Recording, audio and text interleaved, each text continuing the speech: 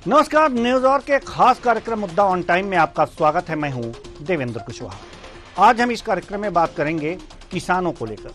छत्तीसगढ़ में निकाय चुनाव में अब नेताओं को किसानों की भी याद आने लगी है। दोनों ही दल किसानों को साधने में जुट गए हैं। आज इसी मुद्दे पर करेंगे चर्चा। तो आइए शुरू करते हैं मुद्दा ऑन टाइम।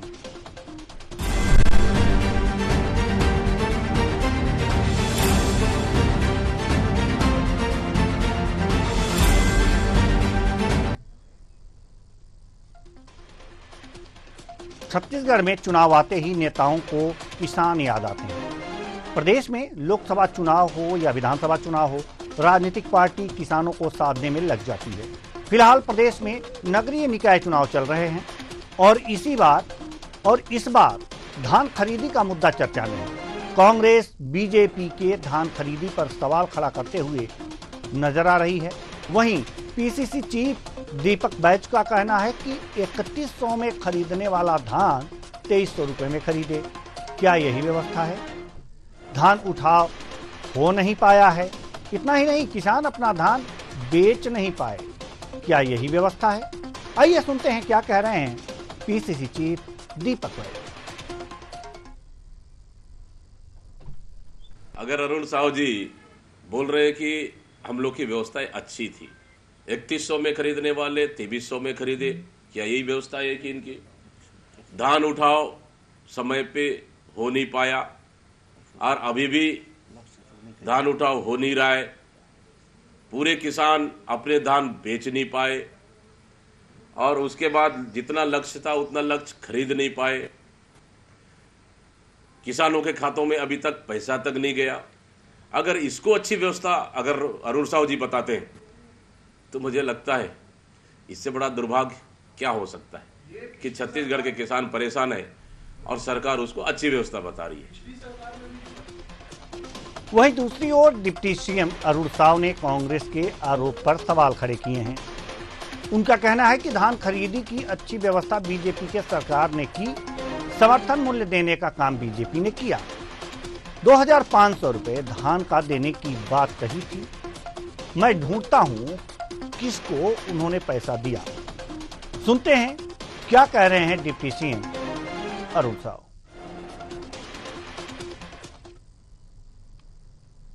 धान खरीदी की सुव्यवस्थित व्यवस्था भारतीय जनता पार्टी की 2003 में सरकार बनने के बाद छत्तीसगढ़ में आएगी और किसानों को समर्थन मूल्य से अतिरिक्त राशि देने की शुरुआत भारतीय जनता पार्टी की सरकार ने किया। पर ये जनता के बीच भ्रम फैलाने का काम, एक एक बात पर 5 साल झूठ बोला। 2500 रुपया क्विंटल धान का देंगे। मैं ढूंढता हूँ छत्तीसगढ़ में कोई एक किसान जिसके धान की कीमत उसको 2500 रुपए मिला हो। 4 किस्तों में दिया, चौथे किस्त में कटौती की। आज हम 3100 रुपया क्विंटल का भाव दे रहे हैं। पैसा को एक मुश्त दे रहे हैं किसानों को। किसानों की तरक्की और बेहतरी के लिए चाहे देश की सरकार हो, प्रदेश की सरकार हो, हमेशा भारतीय जनता पार्टी की सरकारों ने ही किया है। कांग्रेस ने हमेशा किसानों को छला है, गरीबों को छला है, लोगों को धोखा दिया है। बहरहाल दोनों पार्टी के नेताओं का आरोप प्रत्यारोप तो चलता रहेगा, लेकिन सवाल यह है कि आखिर किसानों को अपने धान बेचने में जो परेशानी आती है वह कब तक सरकार खत्म करेगी, या फिर उनका दूसरा रास्ता क्या होगा जिससे किसानों को अपने धान बेचने में समस्या ना हो। आज इसी मुद्दे पर हम चर्चा करेंगे और चर्चा के लिए हमारे साथ जो मेहमान जुड़े हुए हैं उनसे आपका परिचय करा दें। मिनी पांडे जी, प्रवक्ता बीजेपी, बहुत बहुत स्वागत है आपका हमारे इस कार्यक्रम में।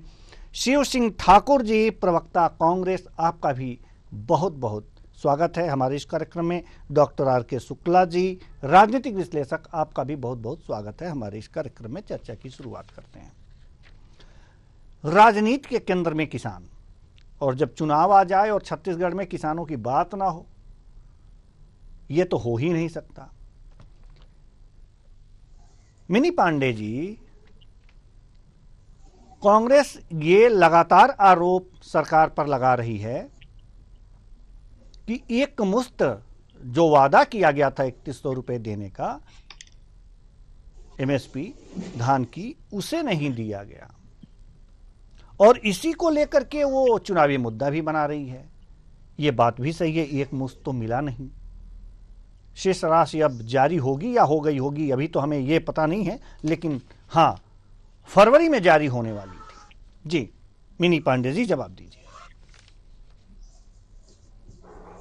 जय जोहार सभी को। जय जोहार।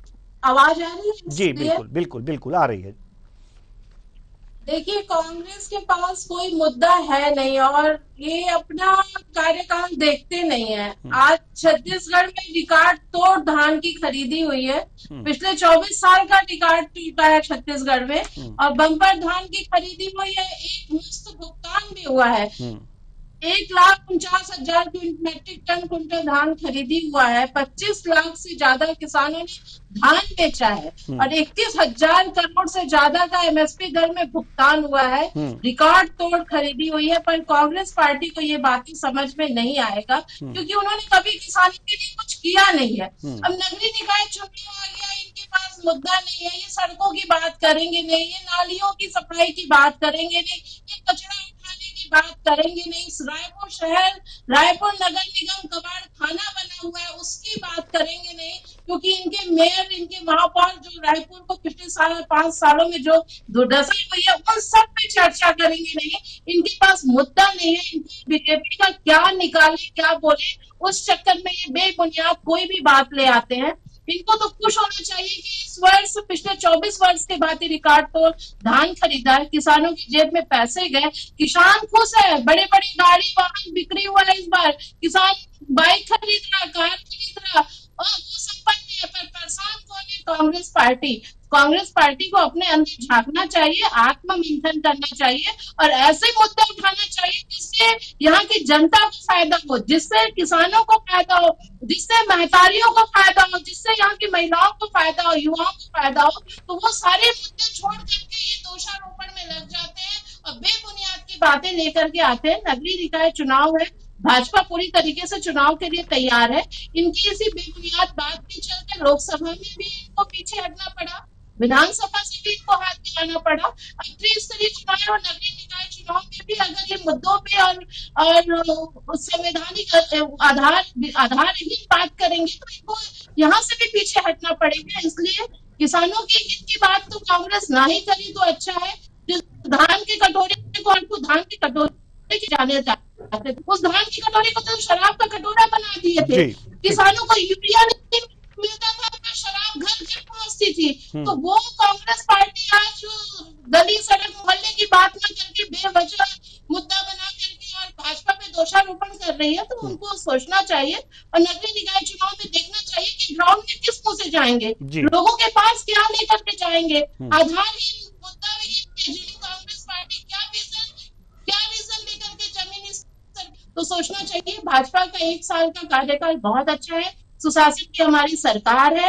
1 साल में कई बातें पूरे किए हैं, रिकॉर्ड तो धान हमने खरीदी की है। ठीक है आएंगे मिनी पांडे जी आपके पास आएंगे। शिव सिंह ठाकुर जी हम आपके पास आना चाहते हैं। जवाब मिनी पांडे जी ने एक एक करके दिया कि किसान खुश हैं, गाड़ी खरीद रहे हैं, बाइक खरीद रहे हैं, तो आपके पास कोई मुद्दा नहीं है, इसलिए ये घिसे पुट्टे मुद्दे लेकर के आ रहे हैं। नाली की सफाई और भी जो कचरा उठाने की जो समस्याएं हैं उन पर आपका ध्यान नहीं है। जी देखिए देवेंद्र जी, इस 1 साल में इतने मुद्दे भारतीय जनता पार्टी की सरकार ने हमें दे दिया है, इतने मुद्दे दे दिए हैं, बताने की जरूरत नहीं है। बलौदा बाजार की घटना हो, चाहे टंकी के अंदर पत्रकार को जो है बीजापुर में मारने की घटना हो, इतिहास में कभी नहीं हुआ, ये इसी सरकार में हुआ है। पत्रकारों को बॉर्डर में गांजा रख के जो है जेल के अंदर भेजा गया, इसी की सरकार में हुआ है। रेत माफिया फल फूल रहे हैं। मातारी वंदन में जो है सनी लियोनी एक्टर का जो घोटाला हुआ है, करोड़ों का घोटाला मातारी वंदन में, इन्हीं के मुख्यमंत्री जो है उसमें ऊपर तक पहुंचा है। और जितने माताएं बहनें जो गुजर चुकी थी उनके नाम से इन लोगों ने पैसा उठाया है, ये मुद्दा है। ऐसे मुद्दे, इतने मुद्दे हैं कि इन्हें बैठे तो कहीं जाएंगे देवेंद्र जी। और धान के मामले में जब डॉक्टर रमन सिंह की सरकार थी इनकी, तब इन्होंने कहा था कि हम किसानों का एक एक दाना खरीदेंगे, और उस दाने को नहीं खरीदा। तब हमारे मुख्यमंत्री जब भूपेश बघेल जी थे, उन्होंने जो वादा किया था प्रदेश अध्यक्ष के रहते कि सरकार आएगी तो हम किसानों का धान जो है पूरा खरीदेंगे। इन्होंने बोनस भी रोक दिया था। तो हमारी सरकार, हम लोगों ने 2100 रुपए में जो वादा किया था धान को खरीदा। एक बार हमने 2100 रुपए में धान को खरीदा, उसके बाद केंद्र की मोदी सरकार ने उसमें अड़चन लगा दी कि अगर आप एमएसपी से ऊपर खरीदोगे तो हम आपको बजट नहीं देंगे, हम आपको बजट नहीं देंगे। किसानों के साथ कैसे अन्याय करते हैं ये आप सुन लीजिए। जब केंद्र की मोदी की सरकार हमने 21 देना चालू किए किसानों को, जब इन्होंने बैन लगाया तब हमारी सरकार, कांग्रेस की सरकार, भूपेश सरकार ने एक रास्ता निकाला, राजीव गांधी न्याय योजना। उसके तहत फिर किसानों को बोनस के रूप में पैसा देने लगे कई भाग में। तो ये इस प्रकार से किसानों के साथ तो न्याय करते। अर्बन नक्सली बोले थे, किसान जब आंदोलन में बैठे थे, अर्बन नक्सली। और अभी इनकी सरकार बनी है, 3100 रुपए देने का वादा किए थे, आज तक किसानों को पूरा पैसा नहीं मिला है। बारदाना जो है किसानों को बोला गया कि आप बारदाना खरीद के लाइए, आधा बारदाना दिए, आधा बारदाना किसान भटक रहे हैं। और राइस मिल वाले लोगों ने जो आंदोलन किया इनके शासन में, जो राइस मिल के अध्यक्ष थे, उन्होंने वीडियो जारी करके कहा था कि विष्णुदेव जी की सरकार में जिस प्रकार से अन्याय हो रहा है, व्यापारियों के साथ, किसानों के साथ आत्महत्या करने की नौबत आ रही है। अरे इन्होंने जो है जो घोषणा किया था कि इनकी सरकार बनने पर 20 वादा किए थे, अटल भी मोदी जी की गारंटी लाए थे। मोदी जी की गारंटी तो पूरी नहीं हुई, जनता जान गई, इसलिए अटल जी की गारंटी लेके आए हैं। ठीक है। अब ये माननीय अटल जी को जो है, अरे विष्णुदेव की भी तो गारंटी ले आइए। छत्तीसगढ़ में विष्णुदेव जी की कोई गारंटी नहीं है, शासन चला रहे हैं विष्णुदेव जी और गारंटी दे रहे हैं अटल बिहारी जी की।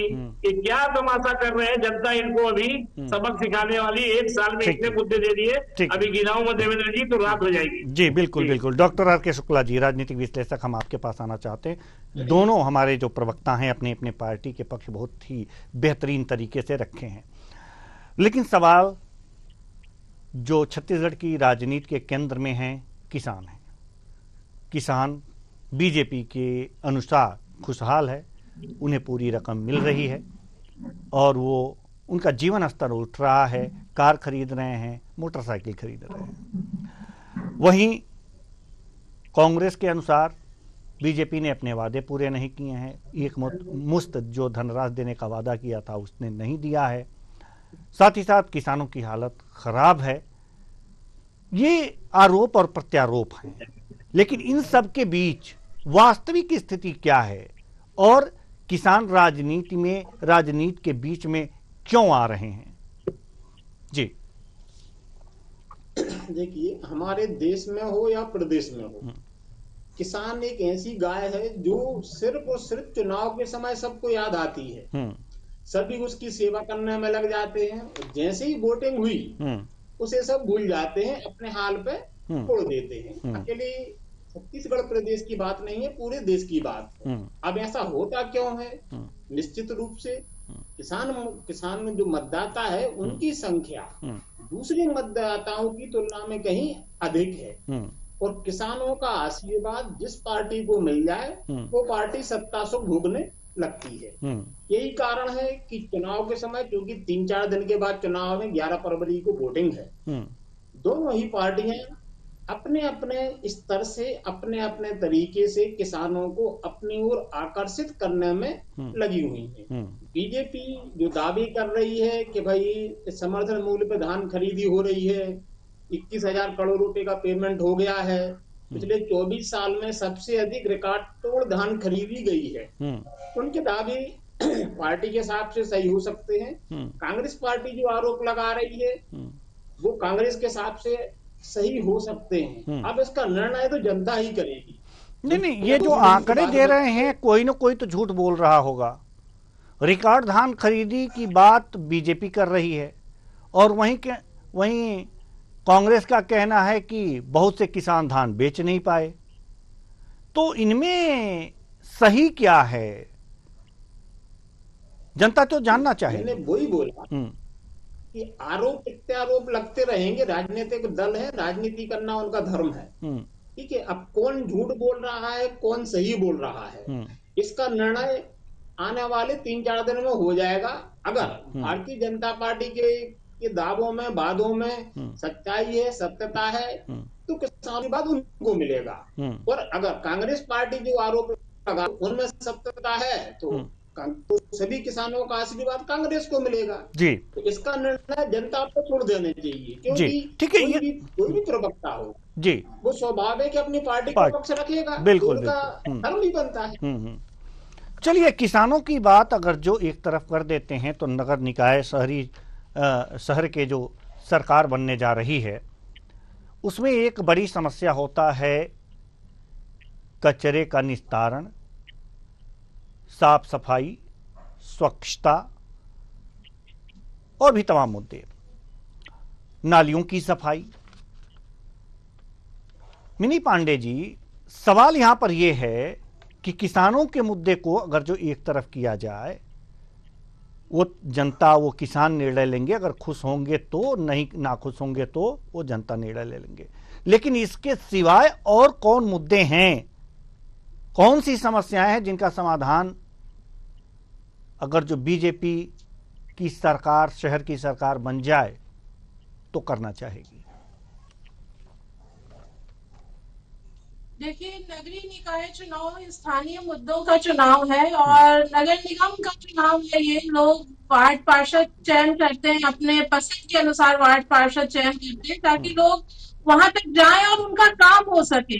आसपास के लोग विधायक सांसद तक नहीं पहुंच पाते, वो चाहते हैं कि वार्ड पार्षद ऐसा जो हमारी बातें सुने और हमारा काम करे, जो हम उसके पास समस्याएं लेके जाए वो समस्या पूरी हो। तो उस चीजों को ध्यान में रख करके जनता चुनाव में, ये नगर निगम चुनाव में आगे बढ़ती है। तो इस समस्याएं, जैसे भारतीय जनता पार्टी में देखिए प्रधानमंत्री कई तरह की योजनाएं चलाते हैं जिससे जमीनी स्तर तक के लोगों को फायदा हो, आखिरी व्यक्ति के विकास की धारा से जुड़े, उन सबको ध्यान में रख करके भारतीय जनता पार्टी काम करती है। साफ सफाई की समस्या है, नाली की समस्या है, कचरा उठाने की समस्या है, ये सब समस्याएं जमीनी स्तर पे जाके लोगों से मिल करके कौन कर सकता है? तो एक भारतीय जनता पार्टी का कार्यकर्ता, सामान्य कार्यकर्ता होता है जो लोगों के बीच में उठता बैठता है, उनकी समस्याओं को सुनता है, उनका निराकरण करता है। तो भारतीय जनता पार्टी इस बार नगरीय निकाय चुनाव में यही एजेंडा लेके जा रही है कि लोगों को उनकी मूलभूत आवश्यकता पूरी हो, उनका राशन कार्ड बने, उनको आयुष्मान कार्ड मिले, उनको महतारी वंदन योजना का लाभ मिले, उनको उज्ज्वला गैस योजना का लाभ मिले। तो इन सब योजनाओं से उनको जोड़ना है ताकि वो उनकी आर्थिक स्थिति सुधरे, उनकी जो समस्या, आम समस्या है, घर की जो घरेलू समस्या है, उन सब से उनकी निपटारा मिले। तो ऐसे सब समस्याओं को लेकर के भारतीय जनता पार्टी नगरीय निकाय चुनाव में जमीनी स्तर पे उतरी हुई है और लोगों के बीच में जाकर के, मैंने कहा ना, हर घर में एक लाभार्थी है और लोगों को विश्वास है कि भारतीय जनता पार्टी अगर कुछ बोलेगी, भाजपा कोई योजना घोषणा करेगी तो उस घोषणा को पूरा करने का सामर्थ्य भी रखती है। उस घोषणा को सिर्फ हम झूठे वादे या दिखावा नहीं करते, जो हम बोलेंगे वो हम करेंगे, ये लोगों को पता है। इस चीज को लोग ध्यान में रख करके भाजपा को वोट देते हैं। उनको पता है कि आगे 5 साल अगर उनका कोई साथ दे सकता है तो वो भारतीय जनता पार्टी ही है। जी बिल्कुल। शिव सिंह ठाकुर जी, आपके अनुसार अभी जो स्थानीय स्तर पे जो क्या कुछ समस्याएं हैं लोगों की जिनका निराकरण होना चाहिए?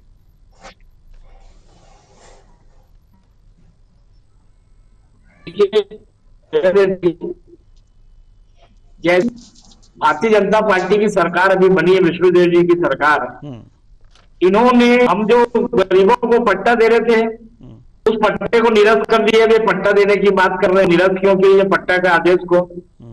राशन कार्ड में अभी जो हमारी भूपेश जी की सरकार में 35 किलो चावल देते थे, ये 5 किलो करने जा रहे हैं।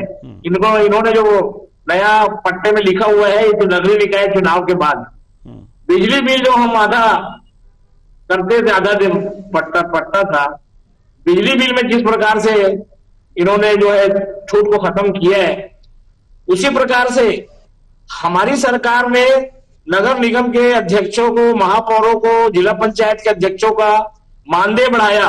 15 साल डॉक्टर रमन सिंह की सरकार ने ना पार्षदों का मानदेय बढ़ाया, ना नगर निगम के महापौर, ना अध्यक्षों का। नहीं, उसको मुकेश जी की सरकार ने बढ़ाया, उसका हमको फायदा मिलने जा रहा है। सिंह ठाकुर जी कई काम किए, मल्टी लेवल अपने पार्किंग बनाए हैं। ठीक है, यहाँ पे हमें एक बात बताइए, हमारी बात सुन लीजिए, शिव सिंह ठाकुर जी मेरी बात सुन लीजिए एक बार। अगर शहर में सरकार बन जाए, क्योंकि राज्य में तो अब आपकी सरकार कम से कम 5 साल बाद आएगी, अगर जो जनता ने चाहा तो, उसकी बात छोड़ दीजिए। शहर में आपकी सरकार बने तो किन किन समस्याओं को, कौन कौन सी समस्याएं हैं और उसका निराकरण आप कर देंगे? हमें ये मत बताइए कि विष्णुदेव साय की सरकार या फिर रमन जी की सरकार, भूपेश जी की सरकार, क्योंकि राज्य निर्वाचन नहीं हो रहा है, राज्य का निर्वाचन नहीं हो रहा है, विधायक नहीं चुन रहे हैं आप शहर में सरकार चुनने जा रहे हैं। वहां कौन सी समस्याएं हैं, वहां आप सरकार बना लेंगे तो उनके अधिकारों के अनुसार उसका निराकरण कैसे करेंगे? देखिए, हमने परसों पूरे प्रदेश में हमारा मैनिफेस्टो आ चुका है। हम गरीबों को मकान देंगे, भवन अनुज्ञा जो सरलीकरण करेंगे, जहाँ पे ऑनलाइन जब्ता जमा नहीं होता था वहां करेंगे।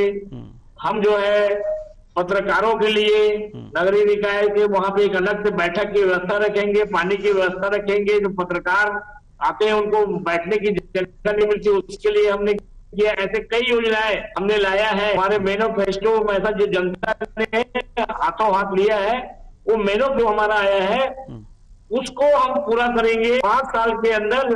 जिस प्रकार नहीं, पत्रकारों ने आपसे शिकायत करी थी कि आप हमको बैठने की जगह दीजिए वहां पे। आप आम जनता के लिए क्या करेंगे? पत्रकारों के लिए जो आप मत कीजिएगा या कीजिएगा वो अलग की बात है। आपकी अगर जो शहर में सरकार बन जाती है, देखिए देवेंद्र जी, पत्रकार चौथा स्तंभ होता है। नहीं, वो खड़ा रह के आपकी बात सुन सकता है। जो है आपकी चौथा स्तंभ होता है।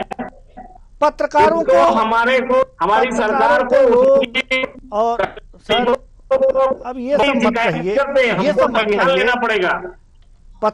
पत्रकारों पर लोग क्या क्या आरोप लगाते हैं और आप ही के पार्टी के लोग लगाते हैं बहुत ज्यादा। आपके लिए जो बता रहे हैं वो करेगी तो पार्टी। हाँ, नहीं, लेकिन मैनिफेस्टो जो लिखा है उसको हम बता रहे हैं। ठीक है। और भी बहुत सारी योजनाएं हैं। पेंशन योजना हमने लाया है, उसको सरलीकरण करेंगे। विधवाओं शादी में जो भवन देते हैं उसको निःशुल्क देंगे।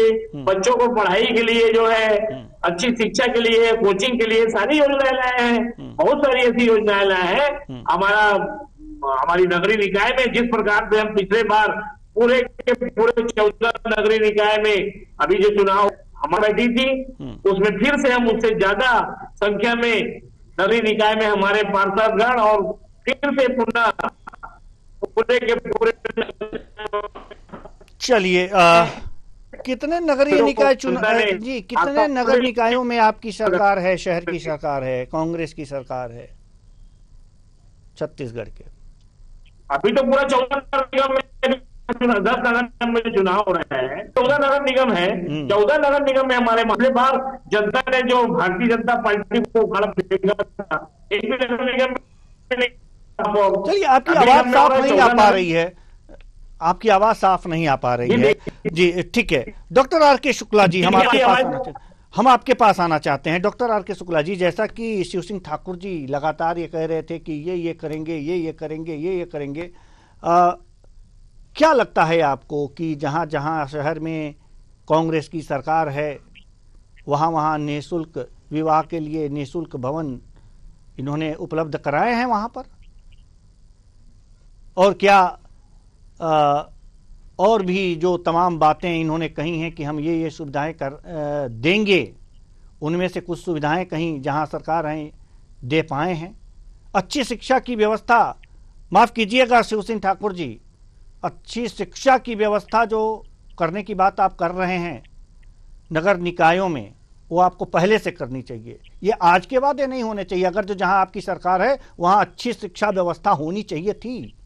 अब क्या देवेंद्र जी, मैं रोकना चाहूंगा, क्षमा चाहूंगा, हमने किया था देवेंद्र जी। स्वामी आत्मानंद अंग्रेजी स्कूल लाया था देवेंद्र जी, क्षमा चाहूंगा, एक सेकंड के लिए मुझे समय दीजिए जी। स्वामी आत्मानंद स्कूल हमने लाया था नगर निगम में, जिसको एक कलेक्टर का बच्चा भी वहां पढ़ता है और एक चपरासी का बच्चा भी साथ में पढ़ता है, गरीब का बच्चा भी पढ़ रहा है, अमीर का। हमने स्वामी आप शिक्षा के लिए बहुत कुछ किया है। हमने अंग्रेजी में कॉलेज खोलने का प्रयास किया है, हमने किया है जी। बोलिए। ठीक है सर। डॉक्टर आर के शुक्ला जी, अभी तक जहां जहां कांग्रेस की शहर में सरकारें हैं, अभी थीं, अभी तो कार्यवाहक के रूप में होंगी, तो यहाँ क्या शिक्षा की क्या व्यवस्थाएं थीं, और स्थानीय स्तर पे जो शहर की सरकारें हैं उन्होंने शिक्षा की व्यवस्थाएं कैसी की थी? आपसे बेहतर कौन बता सकता है? देखिए, ये चूंकि स्थानीय चुनाव है जी, स्थानीय सरकारों का चुनाव होना है जी। स्थानीय सरकारें नगर निगम की हो या पंचायतों की है ना, शिक्षा में व्यवस्था करने में, सुधार करने में उनका कोई ज्यादा योगदान नहीं रहता है, क्योंकि उनके पास इससे संबंधित बजट नहीं होता है।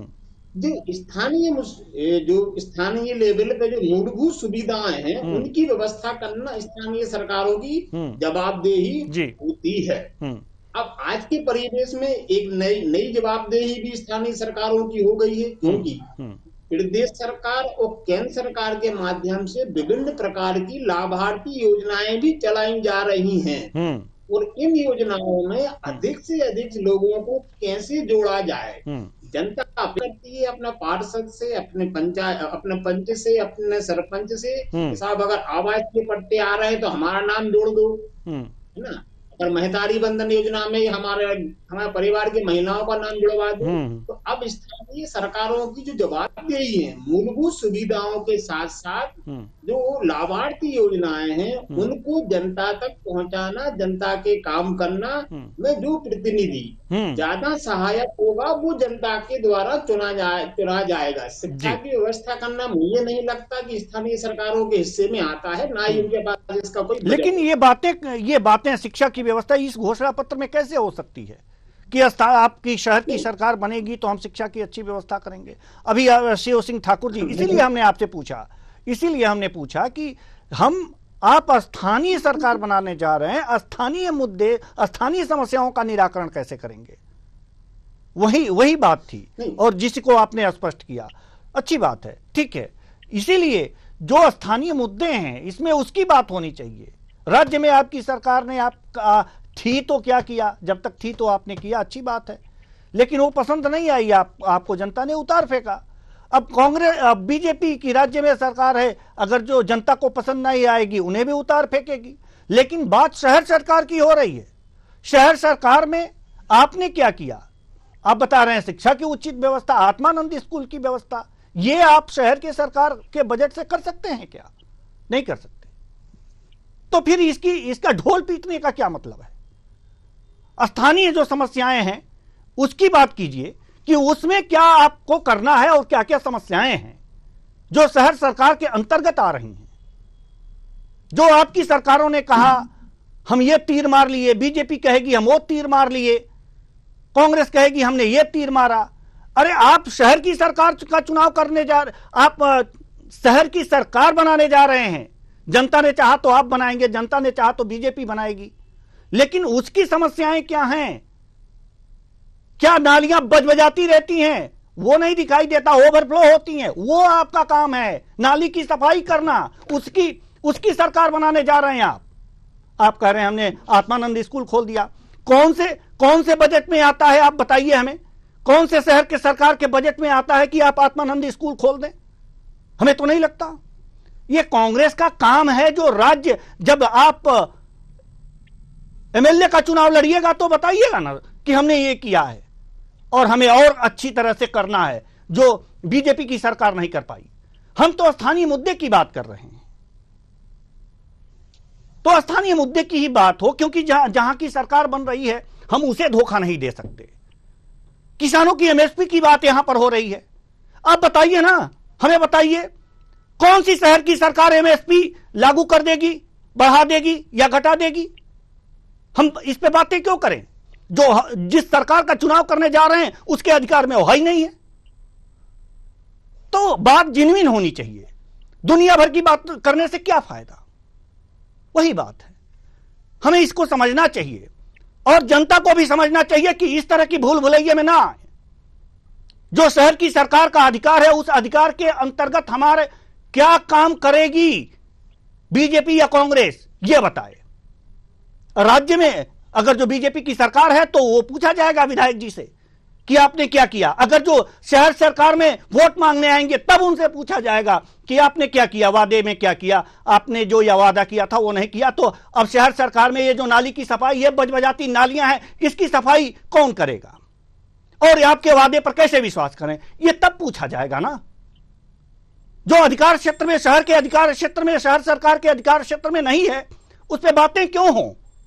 नहीं होना चाहिए। फिलहाल समय नहीं है, नहीं तो और हम बातें करते, शहर सरकार से संबंधित बातें करते और उन्हीं विषयों पर बात करते, लेकिन समय नहीं है कि हम इस चर्चा को और आगे बढ़ाएं। बहुत बहुत धन्यवाद आप सभी मेहमानों का, आप आए और अपने अपने विचार साझा किए। धान पर संग्राम हो रहा है, लेकिन हमें आप ये बताइए कि जिस पार्षद का आप चुनाव करने जा रहे हैं या जो सरकार आप बनाएंगे, उसमें धान की एमएसपी बढ़ाने और घटाने की क्षमता है क्या?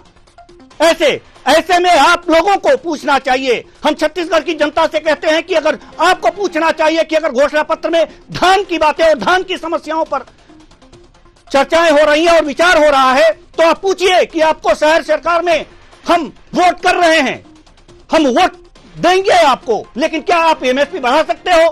तो इसकी बात मत कीजिए। हमारी नालियां बजबजा रही हैं, इसकी बात कीजिए। इसकी सफाई कौन करेगा? वोट मांगने आ रहे हैं तो हमारे नालियों की सफाई कीजिए।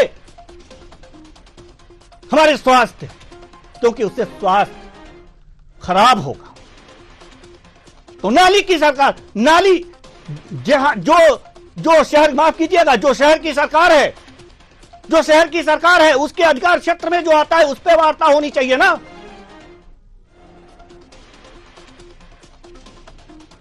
फिलहाल छत्तीसगढ़ की जनता इस बात का ध्यान रखे, नहीं तो हवाबाजी तो बहुत हो रही है।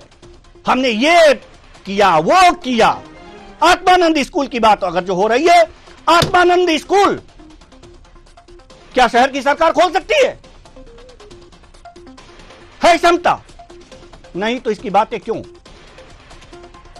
जब एमएलए का चुनाव होगा, राज्य विधानसभा का चुनाव होगा, तो बात कर लेंगे। अभी हम नालियों पे ध्यान देंगे।